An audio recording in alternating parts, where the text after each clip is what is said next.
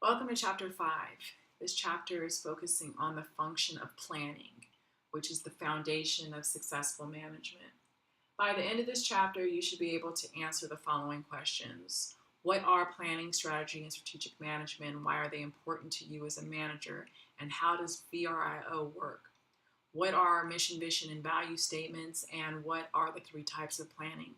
What are two types of goals? And what are the different kinds of plans? What are SMART goals and how can they be implemented through management by objectives, which are MBO, and goal cascading? How does the planning and control cycle keep you as a manager headed in the right direction? When we look at planning, there are three definitions. One is defined as setting goals and deciding how to achieve them. The second is it's a coping with uncertainty by formulating future courses of action to achieve specified results. And the third is an actual document that outlines how goals are going to be met. Each refers to the same end goal, but it may be helpful to understand that planning not only helps set goals and decide how to achieve them, but also to help the organization cope with the uncertainty, because a plan will outline a course of action to achieve a specific result or results. When we have a business plan, and a business model, these are the two common examples that are used in the workplace.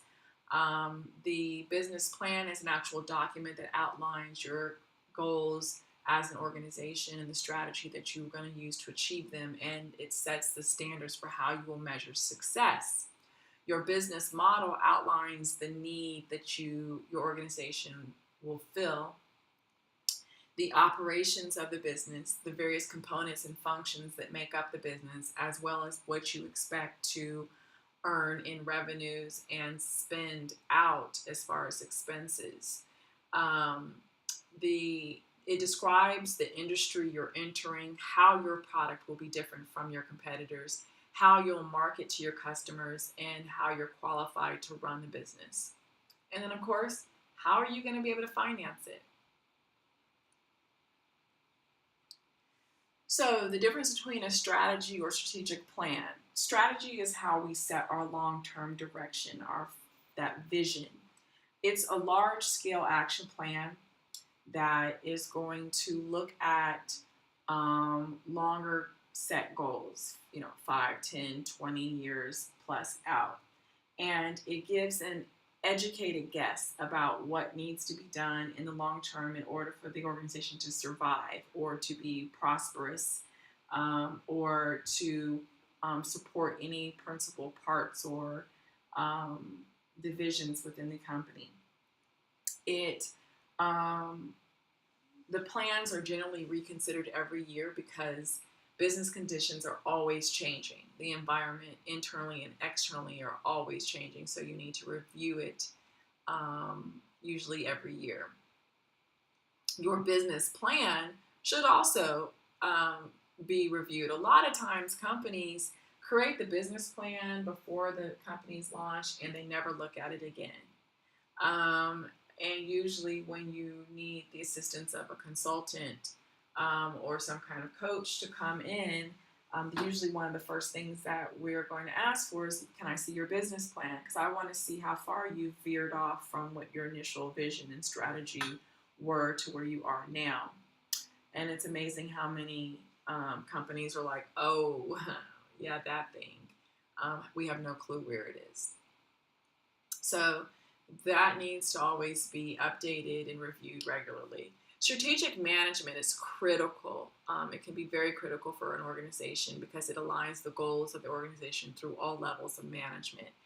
And it is using a formulation and the implementation of your strategies and strategic goals to make sure that you're reaching the levels that you are pursuing. Figure 5.1 is showing you the steps to planning and strategic management. And we discuss this thoroughly throughout chapters 5 and 6. So first is to establish the mission and vision and values, assess your current reality, formulate the grand strategy and the strategic, tactical, and operational plans, Implement your strategy and then maintain the control. Why do we, why are planning and strategic management important? Because they provide direction and momentum, encourage new ideas, develop a sustainable competitive advantage. And these are just 3 reasons that you should adopt planning and strategic management. Let's go further into those 3. When we look at direction and momentum, they're important because if a plan is not in place, then how can we focus on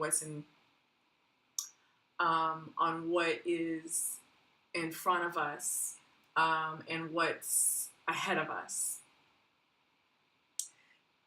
You have to be more focused on that than just putting out fires. Oftentimes, managers are just putting out fires. Things are popping up and, oh, let me extinguish it. But if you have a plan in place, it allows you to have greater direction.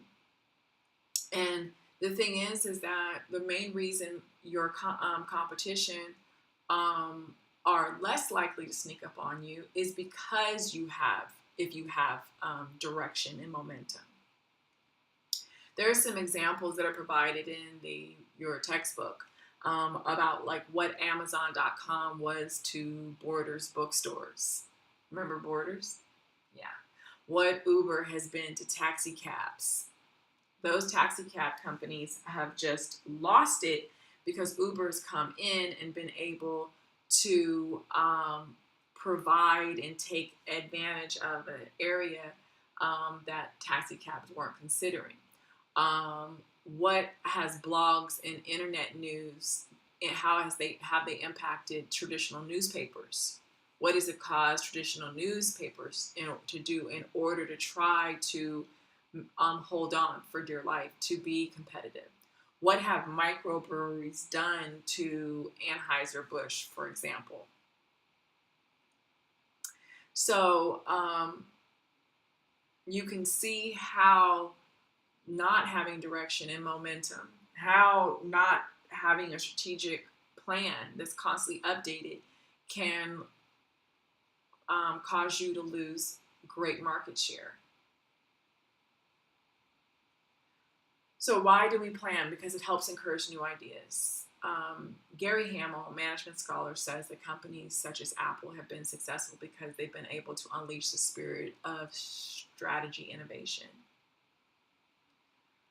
And strategy innovation is your ability to reinvent the basis of competition within an existing industry. So you come up with a bold new model that puts your incumbents on the defensive, where they're constantly having to defend their position.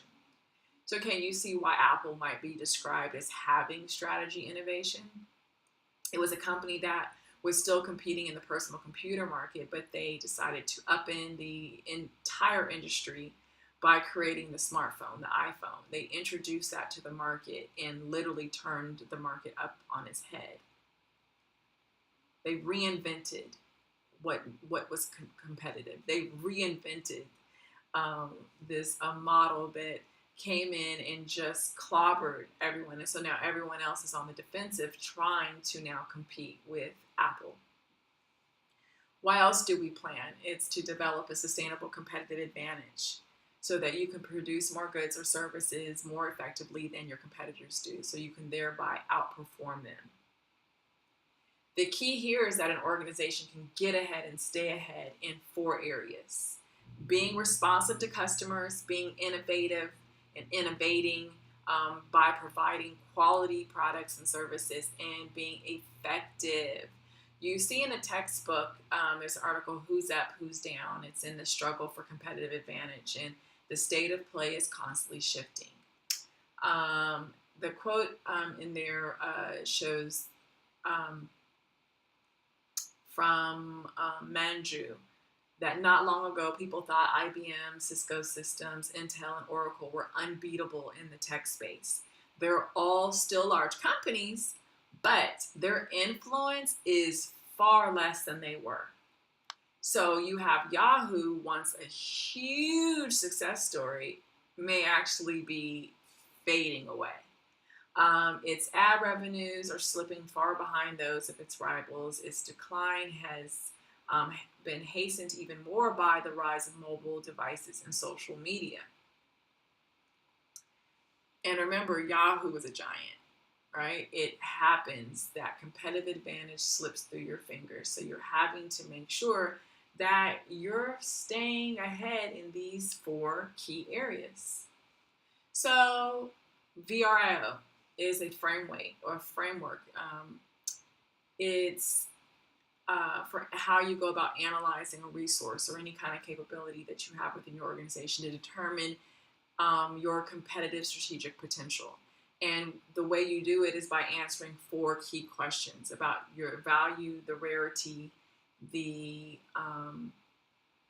imitability, and the organization. And I'm going to zoom in on this so that you can see closer what those questions are.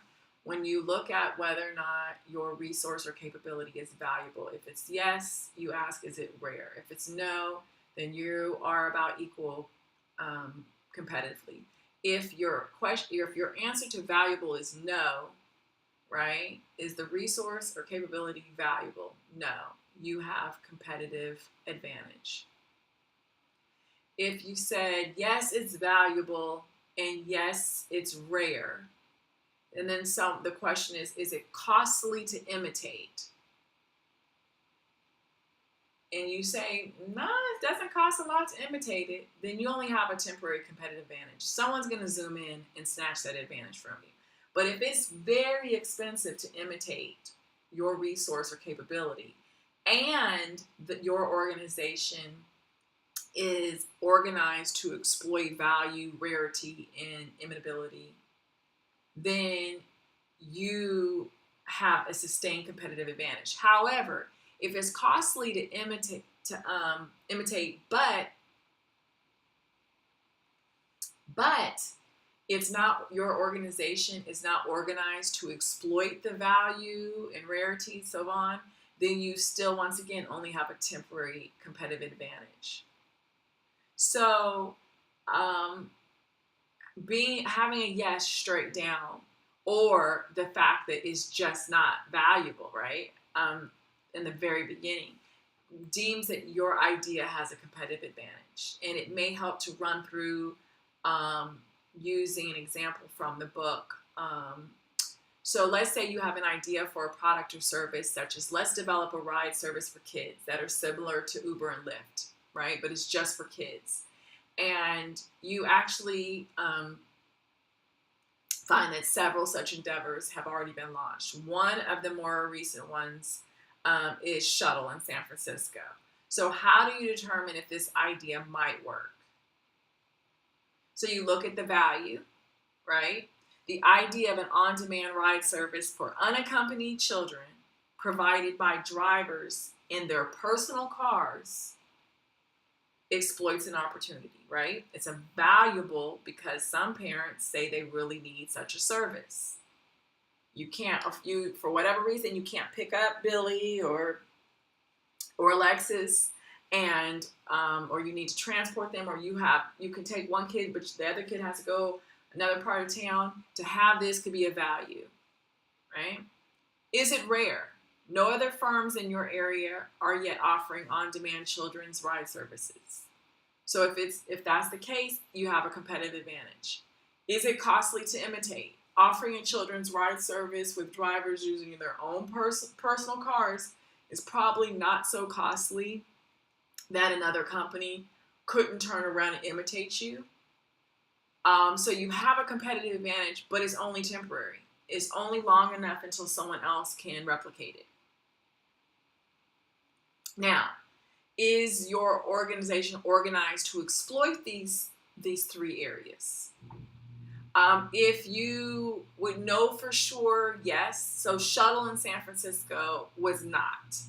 And they went out of business April 2016. Right? They could not exploit all 3 areas. If they were able to exploit all 3 areas, then they would have a sustained competitive advantage. But it was just temporary. They couldn't do it. So that's an example of that. Now let's look at the fundamentals of planning. Figure 5.3 shows you we go from the mission statement. What is our reason for being? Why are we in business? That is the mission statement of every company. It should be able to be clearly articulated. Employees should be able to recite it. Why are we in business? What are we doing this for? From there, your vision statement says, what do we want to become? Where do we want to be? How big or how grand of a touch do we want to have in the world or in the country or in our region? What do we want to become as a company? From there, our value statement states clearly what values do we want to emphasize. Taking those three statements, we then build out our strategic plan. And our senior members of the organization focus on the plan for the next 1 to 5 years that break down to our goals and our action plans. What goals do we have and how are we going to go about achieving them? That is then broken down into the funnel by our middle management team that takes it and creates a tactical plan that will be executed for the next 6 to 24 months. Once again, taking goals and breaking those down into achievable action plans. Then it goes further down the funnel and is broken down into smaller bites where you have your frontline managers who will take and create an operational plan that will be developed for the next 1 to 52 weeks. And this is then the goals and the action plans that will help execute whatever plans for the next 1 to 52 weeks. These are our three major plans, right, that we use: strategic, tactical, operational.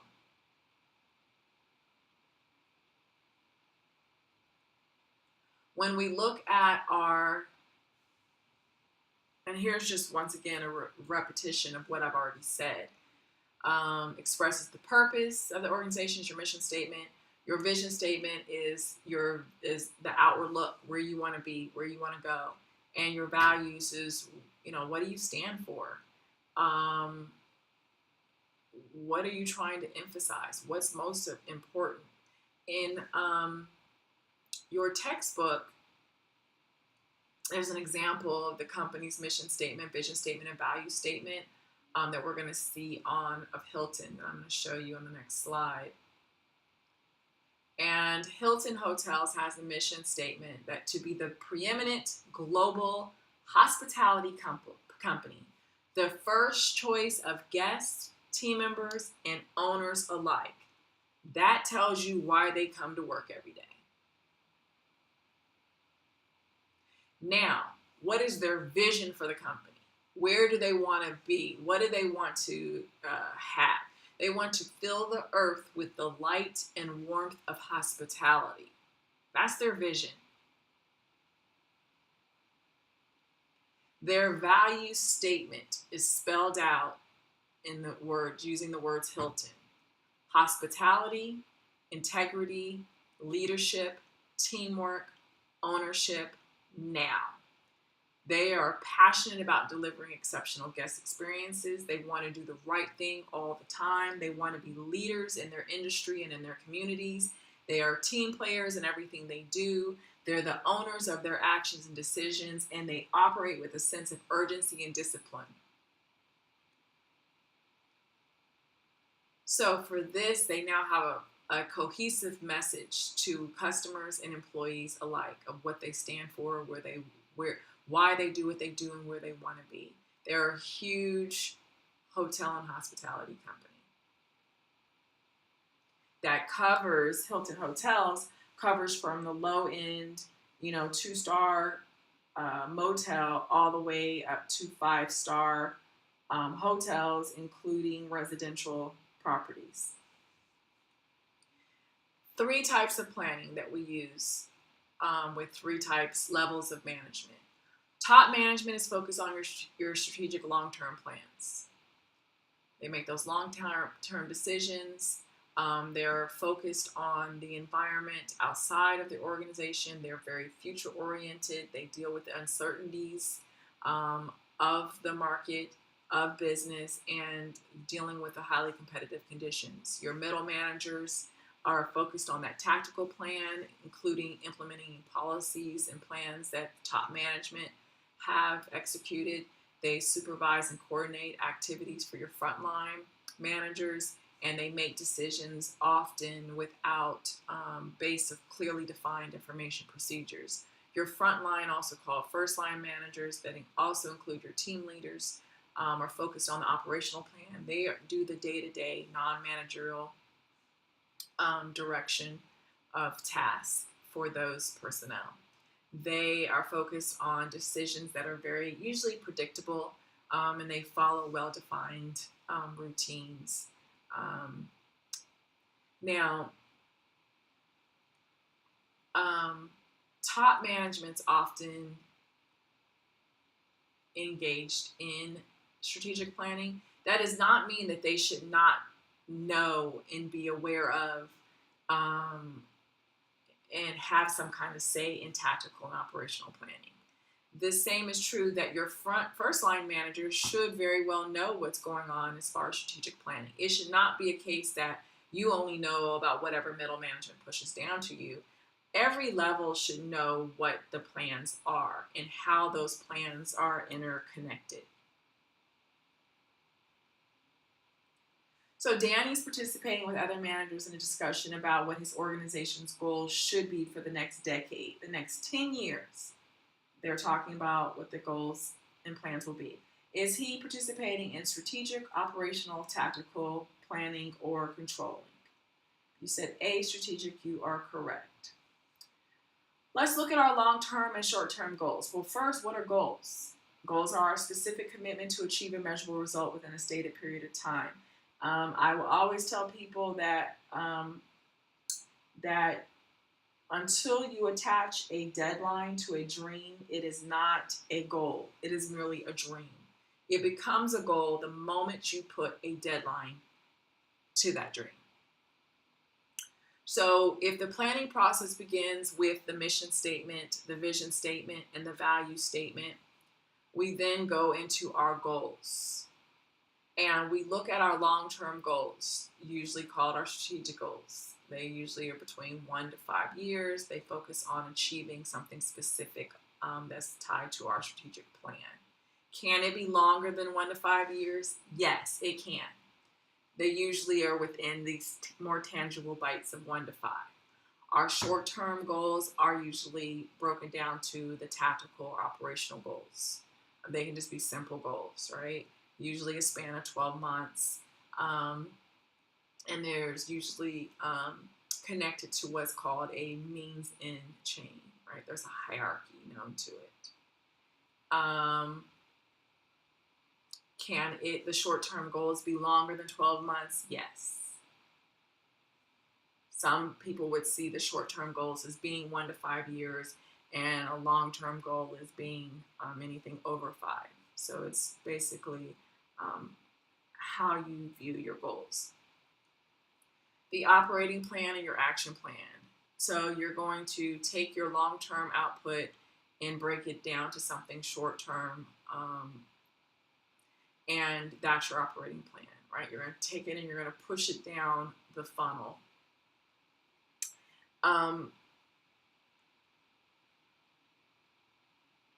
You're taking a pizza, a huge pizza, and you're now cutting this pizza down into smaller pieces. That way you have greater alignment between the strategy, the whole pizza, right, that's created at the top, with the actions of your middle and frontline managers.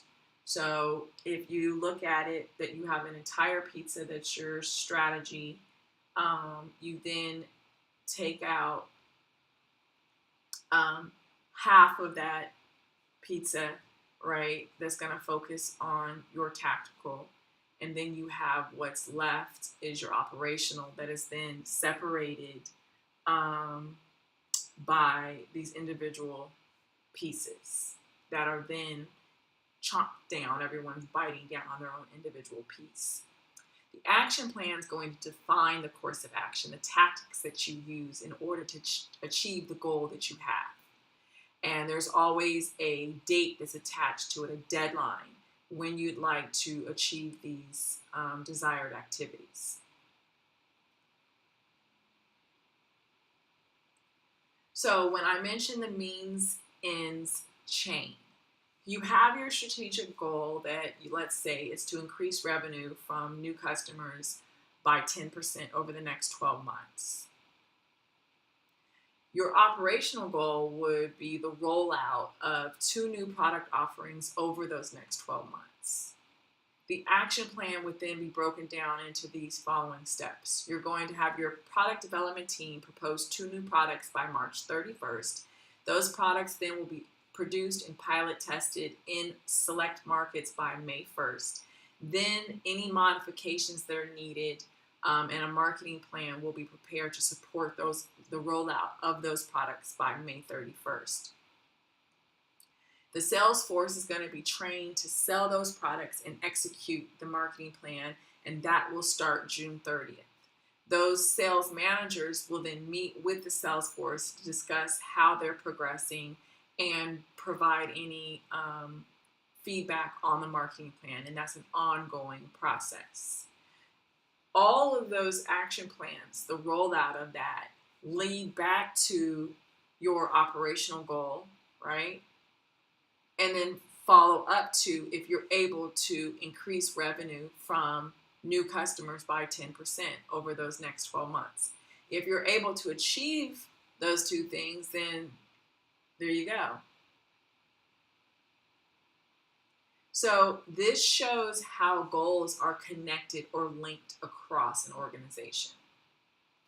And there's an example in your textbook that shows you how a strategic goal can be translated into an operational goal and then into an action plan for companies or for the employees of a company. We have standing plans and single-use plans, and Table 5.1 shows you the difference between the two. There's also a difference between,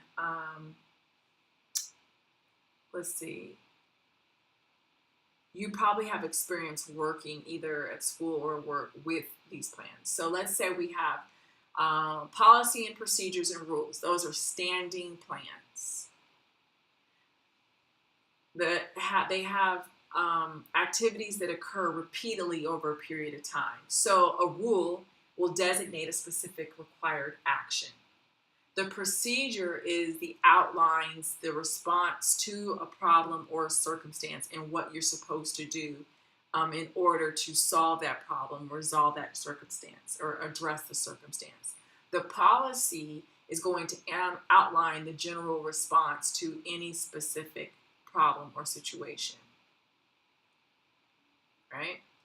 Our single-use plans are for activities that aren't likely to be repeated in the future, and those are usually based on a program or a project. A project has less scope and complexity than a program, and then the program is going to encompass a range of various projects or activities that you can have. In your syllabus, we have different policies that address tardiness, late work, things of that sort. McDonald's specifies exact procedures on how a hamburger should be dressed with the mustard, ketchup, pickles, etc., and in what order they should be placed on the hamburger. Atlanta Tech has various rules on no smoking in this building, right? A rule about wearing our ID badges. The space program for the U.S. government has several projects like the Challenger project, the Hubble telescope project, the Space Shuttle project. See how that goes? SMART goals: specific, measurable, attainable, results-oriented, target dates. These are the acronyms that make up the 5 characteristics. Specific goals should be stated in specific rather than vague terms. So, the goal that as many planes as possible should arrive on time is too general. But if you say the goal that 90% of planes should arrive within 15 minutes of the scheduled arrival time, that is very specific. Measurable. Whenever possible, goals should be measurable or quantifiable. You should be able to count them.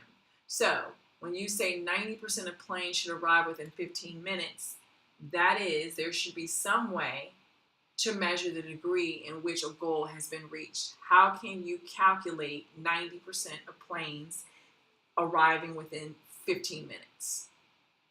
Attainable. The goal should be challenging, but they should be realistic and you should be able to actually reach them. It may be best to set goals that are quite ambitious so that you can challenge your team to meet high standards, but they can be achieved, right? So you have to be able to achieve them within a scope of time and be able to have the resources and the equipment and the financial support in order to make that happen. You'll see on the next slide, we'll show more on this. Results oriented.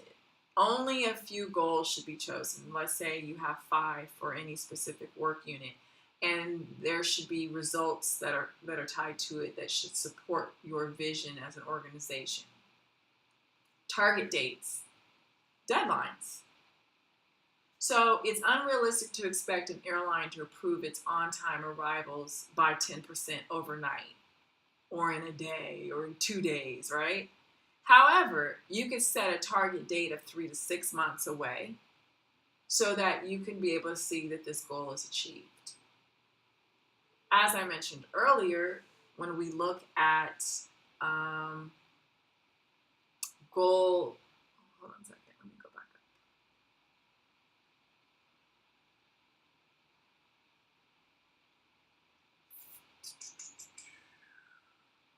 up. Oh, okay. It's coming up. And figure 5.4. So figure 5.5, we're looking at the relationship between goal difficulty and performance. If goals are too easy, right, like if you say half the flights should arrive on time, then goals won't really impel anyone to make much effort. There's no motivation. If possible, all flights must arrive on time, regardless of weather, then employees won't even bother trying, right? They're just not going to try. If it's a major storm, a snowstorm, and you're saying they have to all arrive on time, they're like, whatever, that's not going to happen. Or they will try and continually fail, which will end up hurting morale because you're always failing at reaching this goal. Or they'll cheat. So an example of an unrealistic goal of cutting wait times for appointments by more than half at the VA hospitals, Veterans Affairs, was revealed in an ongoing scandal in which VA administrators were found to have falsified figures. Why? Because the goals that were set weren't realistic. They weren't realistic. You're talking about wait times for appointments.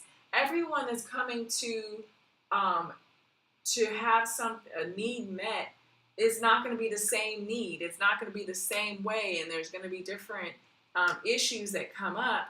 And to say we're going to cut them in half, that was ridiculous. It's just not realistic. So you have to make sure that you're looking at the performance and the level of the challenge and the difficulty in achieving the goal. And performance is looking at the committed individuals with adequate ability versus those who are working capacity and versus those who lack commitment to high goals.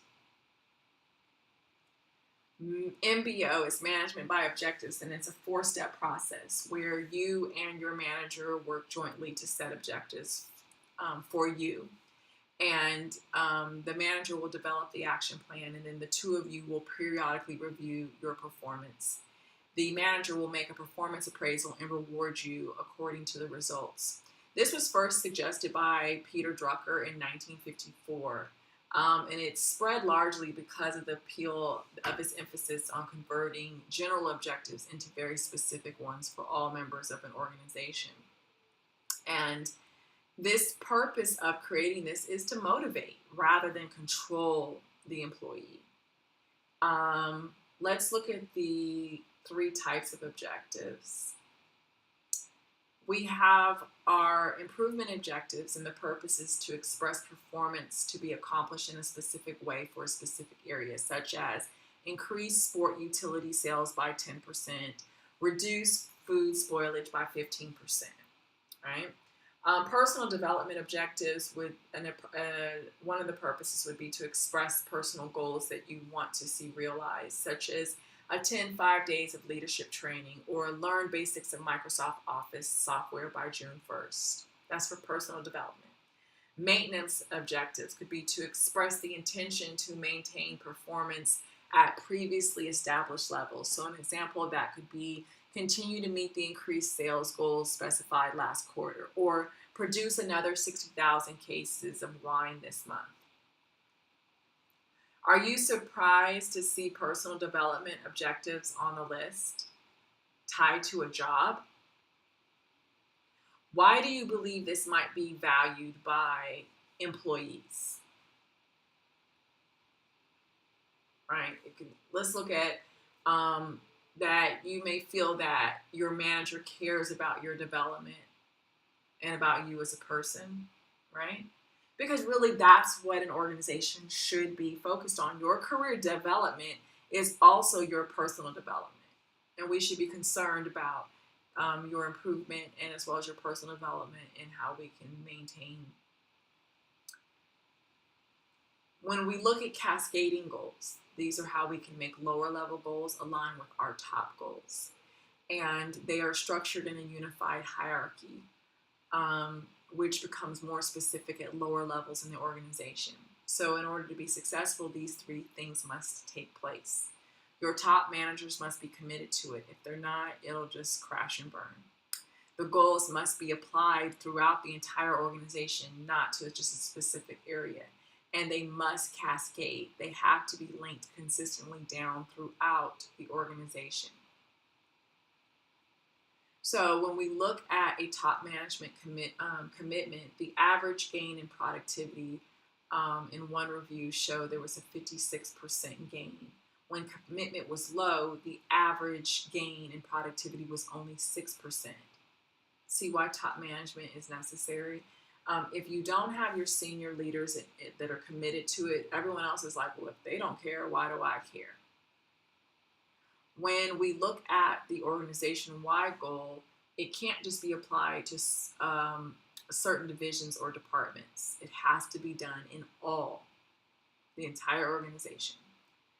Cascading goals, when you have your top manager set those strategic goals, those long-term goals that are then translated into divisional goals, that are then translated again into departmental goals, that are then translated into individual goals. The cascading process ends with each and every person in the company having set goals to help support the overall long-term strategic goals. This way, you help employees understand how their work contributes to overall corporate success, because now everyone has a vested interest. So Melissa wants her employee Ralph to turn in his monthly sales report by the 5th of every month. This meets which requirement of the SMART goals? Specific, measurable, attainable, or target dates? If you said D, target dates, you're correct. Figure 5.6 shows you how planning takes place. There's 2 steps in the plan control cycle. In planning, you make the plan and you carry it out. You execute it. From there, you control the direction by comparing the results with the plan. Did what you say, what happened, what you said was going to happen, what you wanted to happen. And then from there, you control the direction in 2 ways. Either you correct deviations in the plan being carried out, meaning that if you've steered off course, you realign, you find a way, or and then you go back to step 2 to carry out the plan and then go from there, or you improve your future plans, which means you go back to step 1 and start all over and go back through the cycle. Now, The planning and control cycle loop exists for every level of planning: strategic, tactical, and operational. The corrective plan in step 4 of the cycle can get a project back on track before it's too late, or if it's already too late, it can provide you with data for improving future plans. Here's an example, the Apple Watch. I don't know how many of you have one. I have one. I have to take it back up to Apple because the face popped off and it's just hanging by the inner components, but I digress. How they go about making a plan. The Apple Watch would be designed to solve a problem created by technology, namely overwhelming the user with distracting texts, emails, and other alerts. What they wanted to do is they were saying that too many of us are too attached to our phone, and we're very rude when we're sitting in meetings and events because we have this phone out, which then clearly lets people see that you're not giving them your full and undivided attention because they see your phone. But by having this watch on your wrist and all of a sudden a text message or an email or some other alert pops up, you can gracefully and graciously look down and be less obvious because no one's seeing exactly what you're looking at. You can see if a call is coming in. You can see if a text is coming in, if it's of great importance, if there is a high-level email that's come in that needs your immediate response. You can respectfully and somewhat quietly exit a meeting or event without it seeming as though it's tied to your phone. Someone may just think, oh, well, Bob just needs to go to the restroom. So this was one development of creating this. And they carried out the plan by developing the watch, and everything worked on a smartphone was completely rethought and re-engineered. Then they shipped 11.6 million watches in 2015, making Apple the third largest wearable maker that year, right? A wearable maker is a watch, a timepiece. But it also includes the tracking device like the Fitbit. So it made them the third largest wearable maker that year in 2015. Now, taking corrective action. The watch claimed over half the 2015 smartwatch market in less than a year of sales. What else could it do? So you could drop the price, provide accessories, and make it thinner and faster. This is an example that the textbook provides of a way that a planning and control cycle can be used by real businesses. In this example, Apple isn't correcting deficiencies, but rather in the corrective action phase, they're evaluating an opportunity to do more and to sell more Apple Watches. Interesting enough, there's so many people, just like people that buy smartphones. I laugh at the people that have these, they spend $800, $1,000 on a smartphone, and you only use 10% of the functions of the phone. Why do you buy it? You buy it because it's the end thing.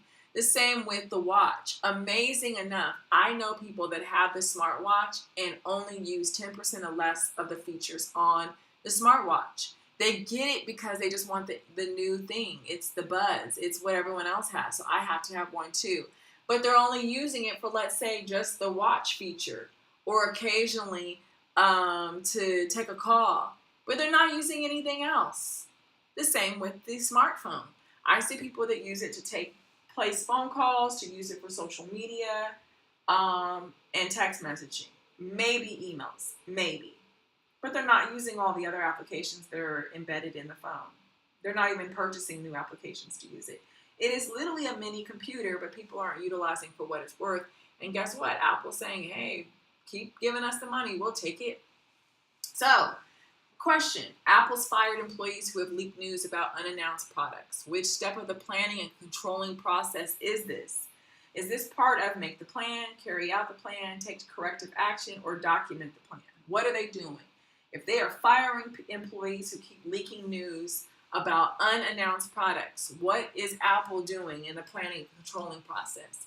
If you said C, take corrective action, you're correct. Here you'll see the appendices for the text. Figure 5.1 displayed the steps in planning and strategic management.